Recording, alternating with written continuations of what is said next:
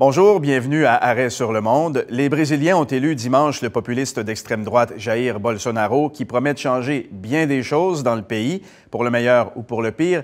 Les avis divergent, mais les craintes sont nombreuses. L'élection présidentielle brésilienne a été marquée par de nombreux événements. Lula da Silva, populaire candidat du Parti des travailleurs, a été condamné à 12 ans de prison pour corruption, ce qui a rendu sa candidature inéligible. Il a été remplacé par Fernando Haddad, mais son parti a écopé d'une forte baisse de confiance de la part des citoyens. Jair Bolsonaro, candidat du Parti social-libéral, a vu sa popularité s'envoler, autant dans les sondages qu'au premier tour de l'élection présidentielle, où il a obtenu 46% des voix. Cet engouement est dû à plusieurs facteurs. La condamnation de Lula et la perte de confiance de la population envers le Parti des travailleurs, l'agression dont a été victime Bolsonaro durant sa campagne, mais également la crise économique et sociale du Brésil, où l'on observe une forte augmentation des gestes de violence et de criminalité. Mais qui est réellement Bolsonaro et quelles sont ses idées? Surnommé le Trump tropical par certains médias, le candidat pro-armes souhaite un retour à l'autoritarisme militaire pour redresser la situation du Brésil. Selon lui, la politique environnementale étouffe l'économie de son pays. Il est contre l'avortement et le mariage gay, pour le durcissement des lois sur les jeunes contrevenants et souhaite supprimer les programmes accordant des avantages aux minorités ethniques, raciales ou sexuelles. Alors, nos invités pour en parler avec nous en studio, Françoise Montembeault, elle est professeure de sciences politiques à l'Université de Montréal, chercheuse au Cerium et co-directrice du réseau d'études latino-américaines de Montréal. Dan Furukawa-Marquez, il est professeur adjoint en sociologie à l'Université Laval. Il vient tout juste de rentrer du Brésil. Il est titulaire de la chaire de leadership en enseignement Alban d'Amour en sociologie de la coopération. À tous les deux, bonjour. Merci d'être là. Bonjour. Bonjour. D'abord, dites-nous, au lendemain de ces élections, est-ce que Jair Bolsonaro a les coups des franges pour appliquer le programme, les engagements qu'il a promis en campagne électorale? Bien, en fait, il faut savoir que pour gouverner au Brésil, pour que le président puisse avoir les coups des franges, justement, il a besoin de l'appui du Congrès.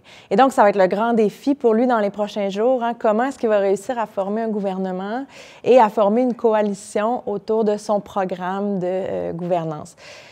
Parce qu'aux élections législatives, il n'a pas obtenu la majorité. Son parti n'a pas obtenu la majorité. Là. Absolument. Donc, c'est pas évident que ça va être possible parce que pour l'instant, il a environ d'assurer une vingtaine de environ 20 des sièges au Congrès. L'opposition a 28 des sièges environ. Et donc, il reste au milieu de ça tout un groupe de parlementaires qui pourraient être convaincus de joindre Bolsonaro sur certaines propositions, pas nécessairement sur toutes. Et donc, ça va être un jeu de négociation important qui va commencer dans les prochains jours. C'est beaucoup son discours anti-establishment qui a plu aux électeurs, peut-être plus que ces grandes envolées discriminatoires et violentes. Est-ce que il peut réellement s'attaquer, par exemple, au problème de corruption qui gangrène le Brésil et qu'il a dénoncé? Est-ce qu'un seul homme est capable de faire ça? Mais il faut se rappeler tout d'abord que ça fait 27 ans que Jair Bolsonaro est député au Congrès. Donc, il se présente comme un outsider, un anti-establishment, alors que lui-même a fait carrière et fortune parce qu'il est rentré avec très peu d'argent. Aujourd'hui, il est millionnaire. En 27 ans, il a réussi à passer 2 lois. Donc, ça a été une carrière assez tronquée d'échecs, en fait. Il n'a jamais réussi à vraiment faire passer ses programmes. Et aujourd'hui, avec le vent de la population, il s'attend à ce que les gens l'appuient davantage, etc. Est-ce que ça va se produire? J'en doute parce que, comme on disait tout à l'heure, le Congrès brésilien étant ce qu'il est, ça prend des alliances, ça prend des coalitions. C'est un peu ce que le Parti des travailleurs avait fait dans les 2 derniers mandats. Ménager la chèvre et le chou, à la fois plaire aux élites tout en donnant des politiques publiques. Est-ce qu'il va réussir à attaquer ça? Il a promis que le Bolsa Família, le fameux programme qui redistribuait de l'argent aux plus démunis, allait continuer, allait même peut-être être bonifié. Je crois qu'il mise là-dessus un peu pour gagner des votes dans le Nord-Est, mais ça reste à voir. Alors, qu'est-ce qui explique son élection? Qu'est-ce qui a plu dans ce discours-là, outre son discours anti-establishment, mais qu'est-ce qui l'a mené au pouvoir? Qu'est-ce qui a fait que les Brésiliens ont succombé à cette tentation? Il faut savoir qu'en fait, plus qu'un vote pro-Bolsonaro, en ce moment, on assiste à l'émergence vraiment d'un électorat négatif, c'est-à-dire que c'est un vote anti-pétiste a priori. dans un discours Pétiste pour Parti des Pour travailleurs. Parti des travailleurs, oui, évidemment. Et donc, effectivement, c'est un vote qui s'est construit sur les dernières années. Il y a une fatigue, évidemment, du pouvoir du Parti des travailleurs. Il y a eu une incapacité du Parti des travailleurs de faire une introspection et de se renouveler suffisamment pour essayer de montrer aux électeurs brésiliens qu'il était méritoire de leur confiance à nouveau. Ceci dit, en parallèle, il ne faut quand même pas oublier le rôle important qu'a joué le centre-droite, parce que ce centre-droite a été générateur de ce discours anti-PT, mais n'a pas su proposer une alternative. D'abord parce qu'il a été lui-même aux prises avec la crise de gouvernance sous Temer, avec des politiques impopulaires, avec aussi des scandales de corruption qui ont affecté aussi les politiciens de centre-droit. Et ça se traduit par le nombre de votes blancs ou de votes annulés qui a été très élevé. Absolument. On parle de 7 de votes nuls, 3 de votes blancs. Ça veut dire donc autour de 10 de gens qui ont exprimé leur profond désaccord à la fois avec le PT et avec Bolsonaro et qui ont donc préféré laisser gagner Bolsonaro plutôt que d'appuyer le Parti des travailleurs. Ça en dit quand même assez. Vous allez ajouter quelque chose? J'allais ajouter l'économie. 2015-2016. Parce que le pays ne va pas bien. Hein? Exactement. On a la pire récession économique de l'histoire du Brésil. Sous la dictature, l'économie brésilienne allait très bien. Hein? On s'en rappelle peut-être pas assez souvent. On a une contraction de 8 donc décroissance économique de 8 en 2015-2016.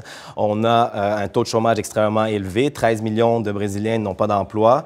On a même le retour de certaines maladies qui avaient été éradiquées, comme la fièvre jaune, la malaria, reviennent dans certaines régions du Brésil.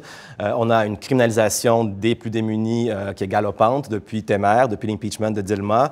Donc, c'est un cocktail de crise économique ou socio-économique qui fait en sorte aussi que les gens cherchent des salvateurs. Et je dirais aussi un trait culturel latino-américain qui n'est pas juste au Brésil, mais qui est de chercher le caudillo, comme on dit en espagnol, cette espèce de sauveur qui va venir régler tous les problèmes d'un coup de bâton magique. On a eu des exemples de ça à gauche comme à droite. Hein. Zapata au Mexique, Perón en Argentine, Zumbi au Brésil pendant la colonisation. Et si on cherche un sauveur, c'est aussi parce qu'on est un peu découragé face à la situation. On est découragé et on ne sait plus vers quoi se tourner, et on arrive avec quelqu'un comme ça, qui brandit un drapeau en disant « Moi, je vais régler le problème d'un coup de bâton magique ». Vous avez évoqué à l'instant la dictature militaire. Jair Bolsonaro en est un grand admirateur. Il l'a lui-même évoqué à plusieurs reprises. Il y a fait référence. Alors, est-ce qu'on risque avec lui une dérive autoritaire? Est-ce qu'on risque de voir l'armée revenir plus en force au pouvoir? Bien, en fait, c'est un peu la crainte de tous en ce moment, cette menace qui plane d'une dérive autoritaire. Il y a un paradoxe profond dans les défis qui s'annoncent parce qu'en fait, il doit, d'un côté, aller chercher le Congrès. De l'autre côté, il a promis de mettre la hache dans ses coalitions, etc., qui ont été un peu au cœur des scandales de corruption. Et donc, il se retrouve devant une situation où quel sera le choix, quelle sera la voie qu'il va prendre, est-ce qu'il va être capable? Si jamais il y avait une paralysie au niveau du Congrès, hein, si on était dans l'incapacité de gouverner, il va pouvoir le faire par décret pendant quelque temps, certainement, mais il y a des enjeux sur lesquels il ne pourra pas voter des décrets. Il va devoir aller chercher l'appui du Congrès. Et à ce moment-là, si ça paralyse, bien, il va peut-être décider qu'effectivement, on ferme le Congrès. Donc, les institutions démocratiques au Brésil ne sont peut-être pas assez fortes pour faire contrepoids. Bien, c'est-à-dire qu'il y a quand même des institutions autonomes qui ont un poids certain, puis je pense qu'il y a certainement une résistance qui s'organise de l'intérieur. Maintenant, et l'opposition est quand même en posture pour éventuellement assurer une forme de contrepoids. Ceci dit, je pense qu'il y a quand même une crainte parce que lui, il a dit clairement qu'il était prêt à faire fi des institutions et à faire fi de la démocratie pour mettre de l'avant son programme. Et les militaires autour de lui vont peut-être effectivement faire des pressions pour que ce soit ça qui soit la voie choisie. Ce matin, je lisais dans le journal son ministre de la Défense, qui a été déjà annoncé, un général de l'armée, veut revoir ce qu'il appelle les règles d'engagement. Engagement, on s'entend, c'est l'engagement au combat, pour que dès qu'un militaire ou un policier voit quelqu'un armé, il puisse tirer sans poser de questions. Donc, ça donne le ton. Ça, c'était ce matin dans le journal, comme un de ses premiers plans dans sa lutte pour la sécurité nationale. Mais en même temps, dans son discours de victoire, parce qu'en campagne électorale, il a dit qu'il faudrait fusiller les militants du Parti des travailleurs de Lula da Silva, de Fernando Haddad. Il a dit que les lois environnementales ne devraient pas exister parce que c'est un frein au développement économique. Il est misogyne, il est homophobe. Il a dit tout plein d'absurdités. Mais dans son discours de victoire, il s'est posé un peu quand même en rassembleur, non? Est-ce que ça vous rassure ou... Rassembleur, je ne sais pas si j'irais jusque-là, mais très certainement, je pense qu'il va devoir... Parce qu'en fait, il a fait une série de déclarations à l'emporte-pièce. Il n'y avait pas nécessairement un programme bien défini derrière. Il va falloir préciser les positions, les propositions qu'il a faites tout au long de la campagne. Et donc, c'est facile de faire une campagne en 140 caractères sur Twitter, sur WhatsApp, etc. Maintenant, il faut aller en profondeur dans les dossiers. Moi, je crains que sur certaines positions, il ait de l'avant, notamment le développement à tout cran de l'Amazon. Je pense que là-dessus, il va aller de l'avant. Il a l'appui des entrepreneurs, il a l'appui des secteurs d'affaires, des financiers. Et donc, d'après moi, ça, c'est pas une politique sur laquelle il va reculer. Vous parlez de sa campagne, c'est important d'y revenir parce qu'en fait, il n'a pratiquement pas fait campagne. Il a été victime d'une tentative de meurtre, il faut le dire. Il a été hospitalisé et donc il a mené campagne à partir de son lit d'hôpital sur les réseaux sociaux. Ça a été un avantage pour lui. Et même avant l'accident, donc il s'est fait poignarder, avant l'accident, à chaque fois qu'on lui posait la question « Mais c'est quoi ton plan économique? » il disait « Allez voir Paulo Guedes, qui est son conseiller économique principal, un homme formé à Chicago, donc dans les politiques très néolibérales. » On lui posait la question « C'est quoi ton programme d'éducation? » « Ah, allez voir Madame Intel. » Il n'a jamais lui-même répondu. C'est comme si lui-même ne savait pas qu'est-ce qui s'en venait comme programme dans les secteurs clés, l'éducation, l'économie, la santé. À chaque fois, il s'en remettait aux autres, ses colistiers autour de lui, pour qu'ils puissent répondre. Donc lui-même, je crois qu'il n'a pas vraiment une vision globale du tout de ce qu'il voudrait implanter. Il a beaucoup été comparé à Donald Trump. Est-ce que c'est une comparaison qui tient la route?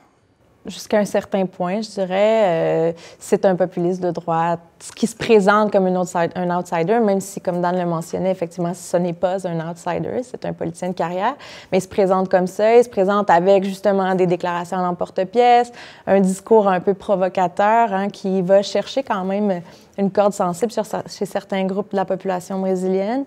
Il se présente aussi comme l'alternative à un anti-système, etc., dans un contexte de crise du système, justement, où les gens cherchent une alternative. Maintenant, il est beaucoup plus près des militaires. Qu'est-ce qui vous inquiète le plus dans son programme? Moi, je dirais on compare justement avec Trump, et moi, je trouve que la comparaison plus judicieuse, ça serait Duterte aux Philippines. Ah oui. De par son discours violent, explicitement violent, comme intolérant.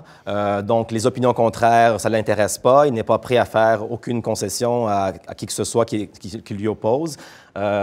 L'entrée des militaires dans les rues, la patrouille des militaires au lieu de la police. Donc, je crois que ce type de discours violent, très intolérant, et va beaucoup plus loin que ce que Trump pourrait dire. Après, sur la misogynie, la xénophobie, l'homophobie, etc., ça, je pense qu'ils s'entendent là-dessus, mais le discours militaire, violent, est beaucoup pire. Deux questions très rapides en terminant, parce qu'il ne nous reste plus beaucoup de temps. On parle beaucoup de la montée de l'extrême droite au Brésil, mais c'est un contexte mondial. C'est pas le seul pays où ça se produit. Oui, en fait, le lendemain du premier tour de l'élection, Matteo Salvini, le premier ministre d'extrême droite d'Italie, recevait Marine Le Pen, Viktor Orban, et je crois que Sébastien Kurz d'Autriche était aussi présent, et déclarait aux médias « L'Europe entre dans une nouvelle ère, non seulement l'Europe, mais le monde, comme le montre l'élection brésilienne d'hier ». Donc, ces gens-là sont en réseau. Steve Bannon a été pris en photo avec le fils de Bolsonaro, Marine Le Pen également. Donc, c'est des gens organisés. C'est des gens organisés qui sont en contact les uns avec les autres, qui vont vraiment un mouvement de fond. Et dernière question, son élection pourrait-elle avoir des répercussions à l'extérieur du Brésil? Par exemple, si le Brésil se retirait de l'accord de Paris sur le climat? C'est évident. Justement, s'il se retire de l'accord de Paris, s'il décide d'adopter une politique belligérante aussi, hein, vis-à-vis les institutions internationales, notamment, il a déjà parlé de se retirer de l'ONU si ça ne faisait pas son affaire. Et donc, assurément, puis évidemment, le développement de l'Amazon aura des conséquences environnementales pour l'humanité complète. Françoise Montembeault, professeure de sciences politiques à l'Université de Montréal, chercheuse au Cerium et co-directrice du réseau d'études latino-américaines de Montréal. Dan Furukawa-Marquez, professeur adjoint en sociologie à l'Université Laval et titulaire de la chaire de leadership en enseignement Alban d'Amour en sociologie de la coopération. Merci à tous les deux d'être venus sur notre plateau. Merci beaucoup. Merci.